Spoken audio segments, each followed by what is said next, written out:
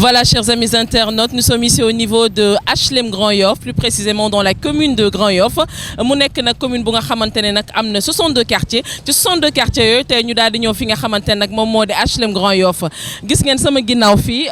stade Léopold Sédar Senghor mi ngi fi ak tey nag ñu daal di seet si ki nga xamante ne nag moom moo di honorable Moussa Sané daal di nekk honorable député ci 13e législature ñu fas yéene am ak moom nag 15 minutes de dialogue lay doon fii lañ koy fekk ci permanence am ngir nag gën a mën a waxtaan ak moom ci wàllu actualité politique. Bonsoir honorable. Bonsoir. Alors tey c'est un honneur ñu ñëw seet si la fi nga xamante ne nag moom moo di sa kër ñu fas yéene waxtaanee actualité à chaud te dégg naa ne sax ci kaw actualité boobu da nga bëgg a nekk nag candidat maire de Grand Yoff. Effectivement maa ngi leen di nuyu di leen sant di leen gërëm dama koy wax chaque fois que ni ñun nous sommes des responsables yoo xamante ni vraiment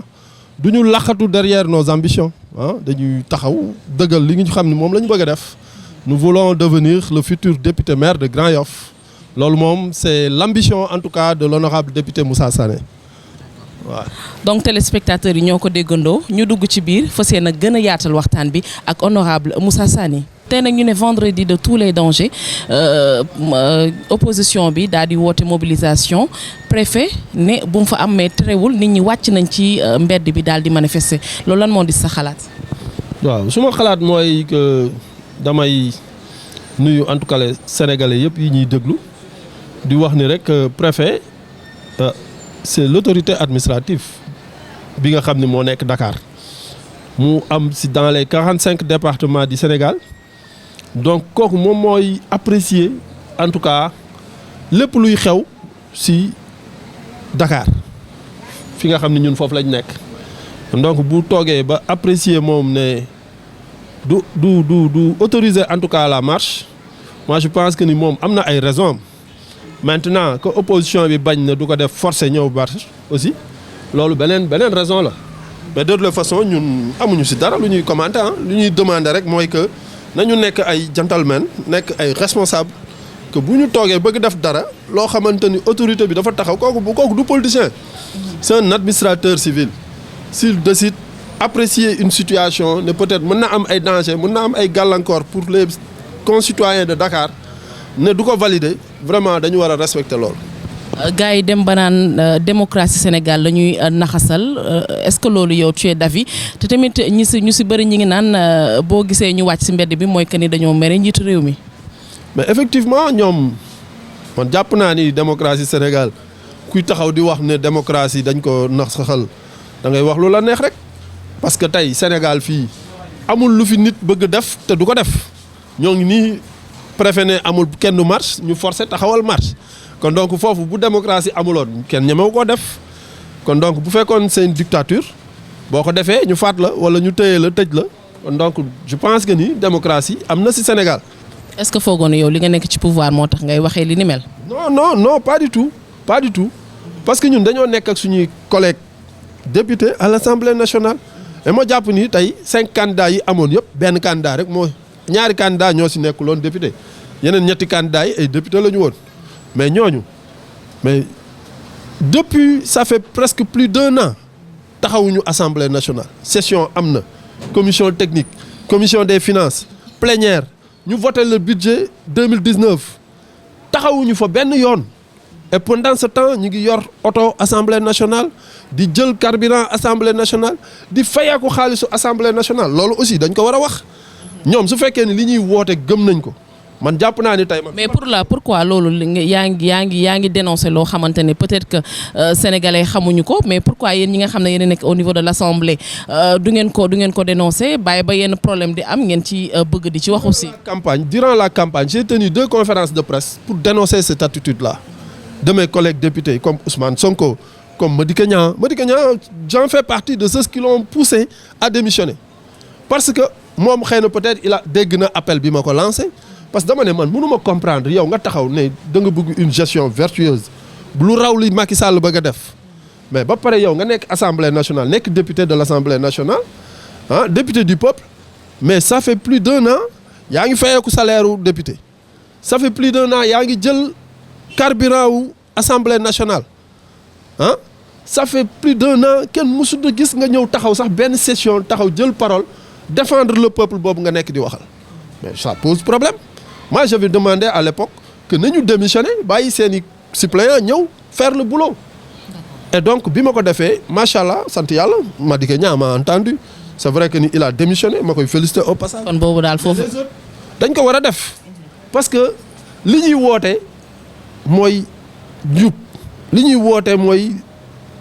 pour Sénégal tegu ci yoon mais ñoom li ñu nekk di def du yoon.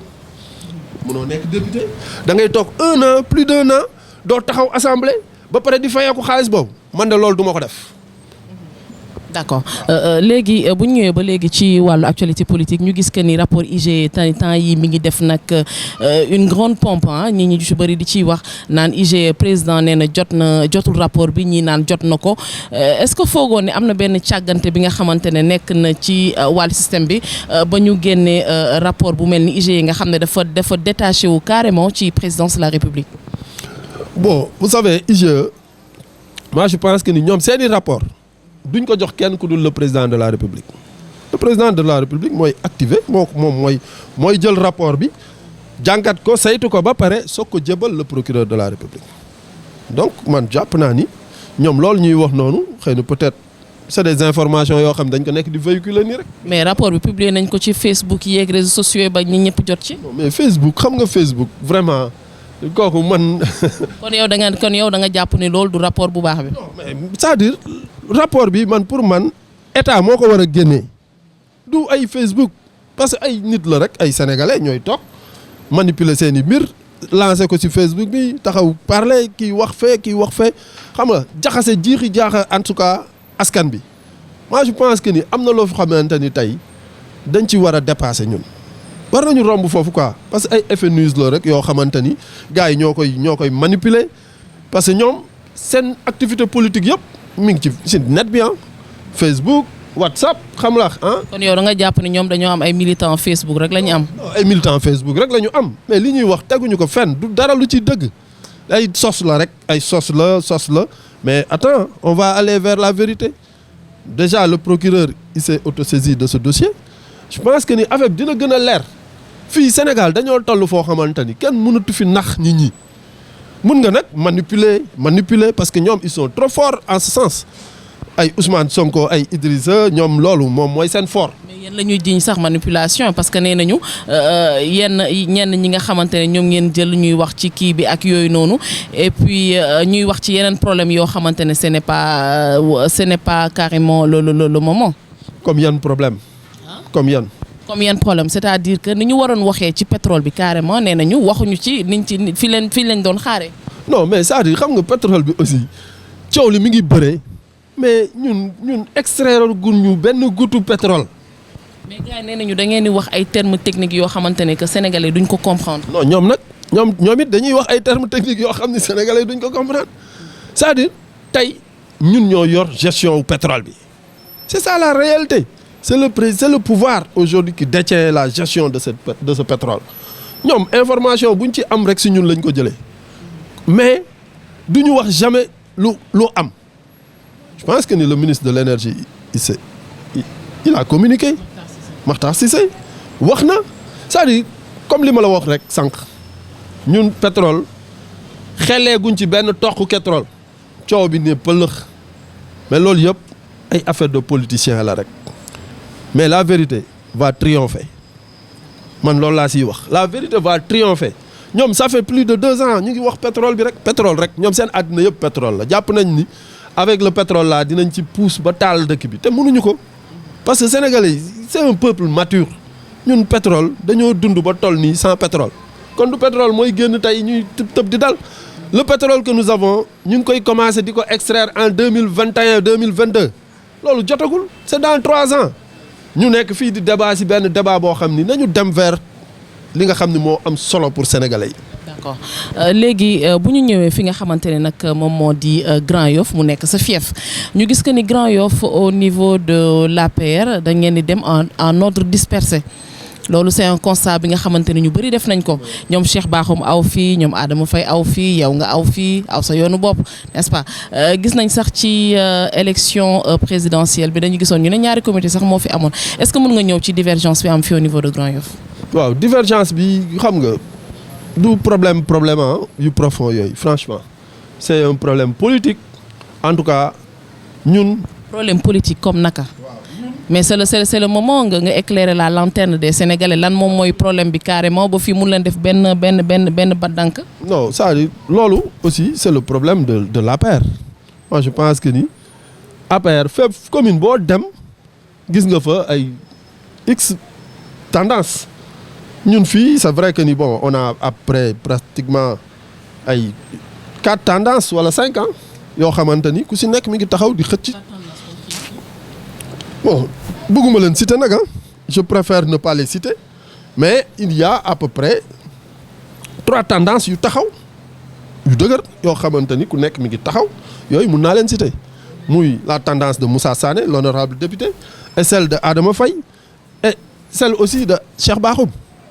waaw man tendance yooyu laa gis yoo xamante ni vraiment am nañu taxawaay il y a d'autres aussi comme Nourou Niang xam la waaw. mais c'est quoi réellement le problème bu ngeen yéen ne président de la République Macky Sall moom ngeen bëgg pourquoi pas ngeen mën a def benn dank daal di liggéey moo gën Adama Faye demee nii Cheikh Bakhoum demee fii yow nga honorable Moussa Sane demee nii Nourou Niang demee fii keneen ak keneen également demee fee est-ce que c'est pas que yéen da ngeen jàpp ne yéen vous êtes des authentiques de l'APR moo tax ngeen defee noonu. voilà loolu moom moi je pense que ni tey bu ñuy wax fii authentique de l'APR am na ñoo xam ni nekkuñu fi di tendance. tey c'est des authentiques de l'APR man comme niñ ko ñëpp xamee je fais partie parmi les membres fondateurs de l'Alliance pour la République je suis commissaire politique de l'APR et donc tey ñu fi taxaw di politique ñëpp la majeure partie man maa monté seen comité donc moi je pense que ni tey tendance yi nga gis Grand Yoff nekk nañu ay tendance yoo xamante ni musuñu xeexan musuñu taxaw saagante ay ndey wala des trucs du genre ku nekk dafa nekk di dox di massifier le parti parce que nag quelque part aussi boo xoolee loolu dafa baaxoon pour suñu parti parce que nag ñun APR dafa nekk parti boo xam ni structuré wuñu ko et donc ku nekk di xëcc mais toujours est-il que rek li bu moment de verser en tout cas ñun ñëpp dañuy verser dans le même panier tey bi élection jotee man ànduma woon ak Cheikh Bakhoum mais ñun tous les leaders de Grand Yoff daje nañu def benn say il n'y avait que Adama Faye moom moo ci démarqué wu kon donc non problème boobu moom xëy na peut-être moom moo leen ko mën a expliquer mais en tout cas ñun on avait décidé d'aller vers une seule et unique coordination. jàpp nga ne di ngeen détrôner le maire bi fi nekk nga xamante ni moom ci kaw Khalifa Sall la bokk. waaw mais xam nga tey dem nañu élection yi ñu fi dem yëpp ñoom ñoo ñu doon gagné donc tey yàlla suturaal nañu ba ñu gagné élection yi présidentielles yi et am nañ yaakaar ni élection locale yi ñu jëm dañ koy gagné loolu moom Grand Yoff léegi population yi sax nangu nañu ni ñun ñoo war a porter en tout cas le combat. maintenant si local yi fi li nga xam ne moom lañ ci woote mooy que nañu booloo parce que nag boo bëggee dara da ngay xam li nga bëgg naka nga koy amee ak fan ngay jaar. ñun gëm nañu ni suñu defee suñu unité mais kenn mënuñoo téye mais unité bi aussi dafa am lu muy laaj waaw donc man maa ngi woo suma frère yëpp que ku nekk mu am benn esprit de dépassement ñu xam ni tey intérêt supérieur bi mooy que ñu gagner mairie bi. da ngay wax wax bi mu jeex da nga naan yaa ngi woo kay sa yeneen camarades ñu ñëw bootu sa ginnaaw rek. mais c'est évident élection yi di ñëw muy élection locale yi ñu jëm non mais. buñ ma jàppalewul man xaw ma kan la ñuy jàppale tey Grand Yoff dafa toll foo xamante ni soxlaatuñu am maire dañoo soxla am un député maire parce que c'est à l'Assemblée nationale que se définit en tout cas notre politique foofu la ñuy partager les ressources de notre pays et donc boo nekkee maire te amoo accès foofu dafay metti ci yow pour nga accéder say objectifs. Et Dieu a fait que le président Macky Sall daf ko comprendre parce que législature bi nga xam ne moom laa nekk mooy la 13e législature il y a pratiquement plus de 80 et quelques maires qui sont devenus aujourd'hui des députés maires dans leur localité et donc man dama jàpp que ni tey loolu moo nekk war a nekk la démarche tey Grand Yoff dafa toll foo xamante ni dafa soxla am un député maire et moi je suis prêt à porter ce combat là et j'appelle en tout cas maa ngi woo suma frère yëpp pour que ñu ñëw jàpp ci pour affaire bi réaliser wu parce que man ma porté ko moo gën a facile pour ñu réaliser li ñu bëgg donc je pense que ni loolu appel boobu ma leen di lancer ñoom xam nañ ko xam nga. Voilà, merci beaucoup honorable député Moussa Sané, ça a été un plaisir def échange ak yow parce que gis nañ ni que yow da nga vous êtes ouvert d'esprit naam bi ñu la woowee yàggul sax mais da nga daal di wax ni carrément que tu es carrément d'accord à faire cette émission. Voilà donc 15 minutes de dialogue tey ñu daa amoon mbégte dal ki nga xamante ne nag moom moo di honorable député Moussa Sané moom nag ba tey am fitam bu rëy nee na moom mooy nekk le meilleur candidat donc de Grand Yoff. Merci, à la semaine prochaine, Inch'Allah.